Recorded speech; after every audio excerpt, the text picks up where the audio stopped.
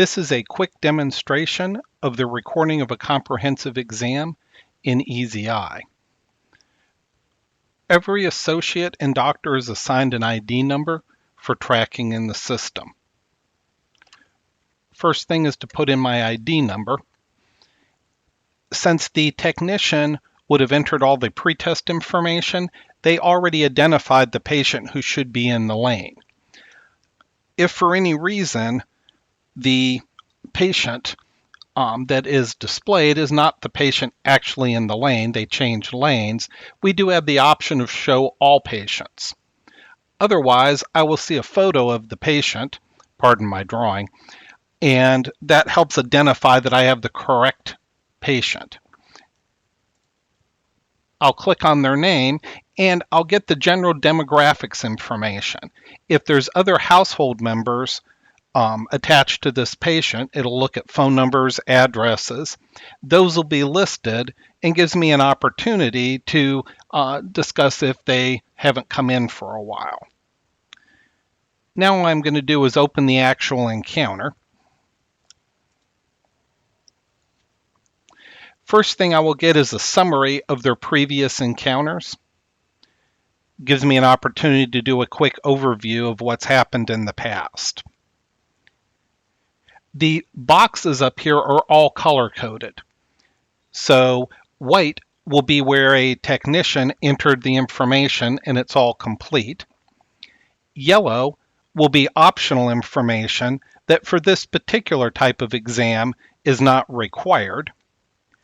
Orange will be where some information was entered, but it's not complete yet, and it's required. Pink will be a box that has not been started, but is required for this type of exam, and as you'll see, it will turn green for completed boxes. This makes it very easy to see where we are in the process. We use the arrow to get us to the first incomplete box, which will be the patient chief complaint and history. There's several ways of getting the information in. I can use the clicks, for instance, right eye, moderate, decreased distance vision. Also, I can hand enter the information. So as an example,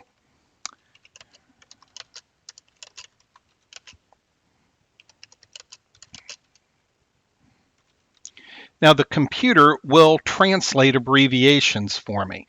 This way I always have full, complete documentation without confusion. We also track for various reasons the diabetes status. This comes up very often for reporting with HMOs for HEDIS. Once I have the information in, clicking the arrow will take me to the next incomplete box, which in this case is drug allergies. The technician will have entered all of the meds, so all I'm really doing is saying, yes, I've reviewed with the patient. I can alter the information if it's appropriate. And the arrow is moving me to the next incomplete box. So going through these is very quick from a documentation perspective. It's also very easy to add as many notes as you wish and to change any information that's not correct. A complete trail of all information is kept. So the original information entered by a technician and your changes are all trailed. Since these tend to be normal, you can do all four of the boxes very quickly. If there's an individual box you wish to edit, you simply go back and make the changes.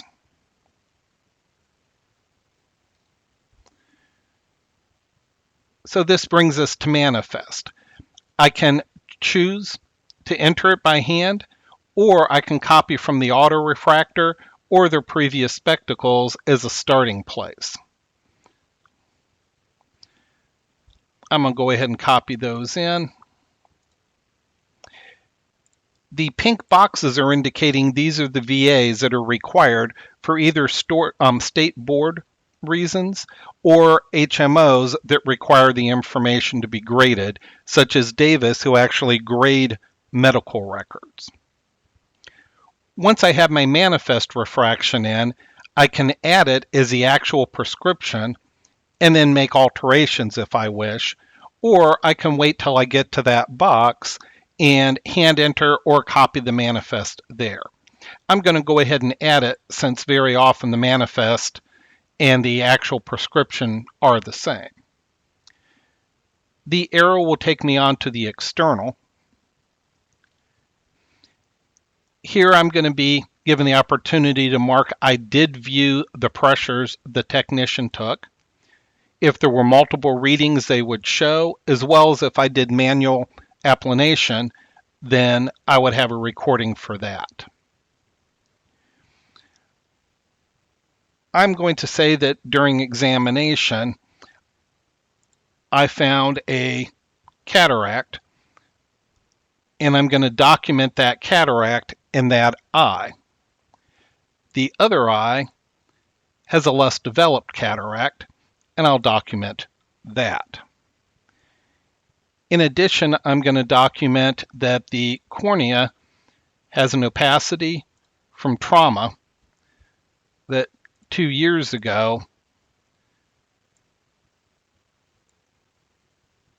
there's the damage. This makes it extremely quick to add clear, full documentation to the system. In the background, it's using this information to determine diagnosis codes. All the other information I'm going to say is normal, so I can click all blanks are normal to fill in the remaining blanks. And now move on to the next box, which is dilation. I'm going to document what I used to dilate the patient, and I'm going to put in an estimate of 20 minutes for them to be dilated. And now I can exit out of the system to let them go and dilate. We always sign the record every time we exit, so that if for any reason the patient left, the documentation is all signed and as much has been done is completed. So on the front desk, right now a timer is going that shows this patient is in the office dilating and how many minutes. When it gets past that 20-minute mark, the message will get very large in red, so a technician knows to load the patient back in lane. If the technician goes into the computer in the lane first, they can identify the patient for you. So it will be just like when we did before. Otherwise, what we'll get is all the patients that are currently active in the office, and we'll have to pick who it is. And I'll open the encounter again and go on to the next incomplete box, which is my internal examination. I'm going to say that everything's normal and move on to the next. Now, since I already entered the glasses prescription, it's already green. But if I wanted to go back in and modify, I can. Additionally, I can add as many prescriptions as I want to. I can add one for reading, for computers, for various purposes. So there's a lot of flexibility. So we'll go back to now the diagnosis.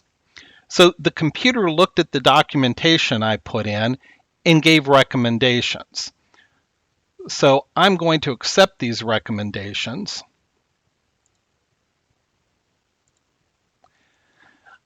I can also go down and search through the ICD-10 codes to find diagnosis codes not listed.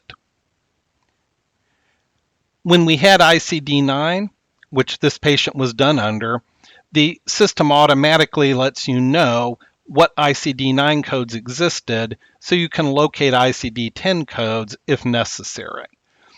The documentation itself should lead to the diagnosis codes, and that should not be necessary, but it's available if needed. We'll go to the procedures next and specify we did a comprehensive exam and link the diagnosis. And I'm going to say that I did a fundus photo as well and link that. And there's my charges appearing as well. Now I'll move on to recalls and confirm that I want to see them again in a year. I can do multiple recalls, so no reason I can't additionally do a medical follow-up and 3 months, etc.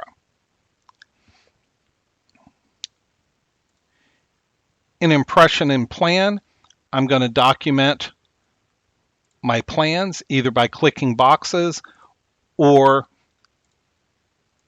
I can manually enter information as well. I'm going to say I'm going to refer them out for cataract evaluation.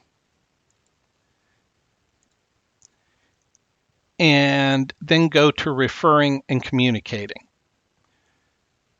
So the patient has a primary care physician identified. So I'm going to mark that I'm going to send them a plan and assessment. They don't usually want the entire medical record.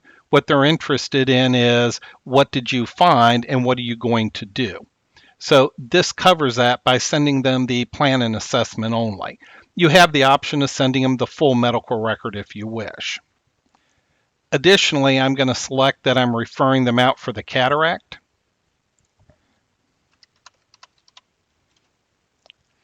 I can put notes in here, but they receive the entire medical record, so there shouldn't be anything to put in very often, unless you want to just draw their attention to something specific. Instructions, since I dilated them, it automatically added a dilation warning. There's one for floaters, and we can add other documentation you want included so that there's a simple box. Additionally, you can simply type instructions in, and these stay in the medical record and print on the receipt. That way there's no confusion for the patient. Now that I have all the information, when I click to the next box, I'm ready to exit. You'll notice all the green boxes, all I have is green, which means it's complete, yellow, optional, and white, the technician entered the information. So now I'm going to exit that the patient's ready to be reseated, sign the medical record, and the examination is complete. You'll notice it talked about referral letter as it flashed by. When the patient is reseated, the system will automatically fax the referral to the MD office, as well as faxing the For Your Files plan and assessment to the primary care physician. Additionally, you can choose to have it print the full medical record with the receipt if the patient needs to take it with them. So this gives you a quick overview of the process of doing an examination for a comprehensive exam.